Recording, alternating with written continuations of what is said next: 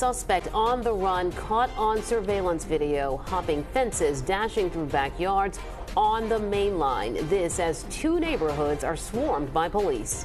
Cop cars, the FBI, and they was back there. They had the fellas on the ground and everything.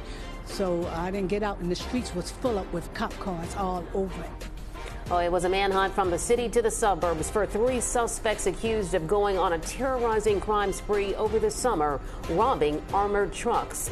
Now, the police activity forced several schools into lockdown mode while neighbors were told to shelter in place. Good afternoon to you, everyone. We're also streaming live on CBS News Philadelphia. I'm Natasha Brown. And I'm Yuki Washington. Ciafa Lewis is off today. And all three suspects were caught, two in West Philadelphia and one in Montgomery County's Bala-Cynwyd section. Our investigative team has been covering the story since it broke just before noon today. Liz Crawford and Joe Holden live in Bala-Cynwyd right now. Joe, let's start with you.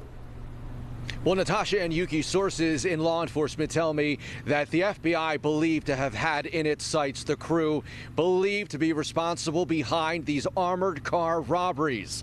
And then something went wrong. That crew was realizing that they were under monitoring and surveillance by federal agents, and then they fled. The FBI and other departments joining in the chase out of West Philadelphia in the city, all the way through, snaking through parts of Lower Merion Township, all ending here in Bala-Cynwyd. Now, those suspects turned down what would be a dead-end street off Conshohocken State Road in Bala-Cynwyd. Police say the suspects got out of a white Honda Civic and fled. We have video showing one of those suspects hopping two fences in a nearby yard. Law enforcement has been on the hunt for the armored car robbers since the spring. Sources say in one of those robberies, close to $1 million was taken. This afternoon, we watched the SWAT teams fanned out through the wooded neighborhood, checking on homes. The mood was tense. Here's Lower Merion Police Superintendent Andy Block. I said from the beginning when I was following this and covering this on the Millionaire Morning Show that these guys were going to get caught because they had done more than one robbery. Now, I'm no advocate for the people to continue to do things that harm society, but I did want them to get caught because I don't think that criminals should be running around in our culture and terrorizing people and then walking around amongst us like everything is fine.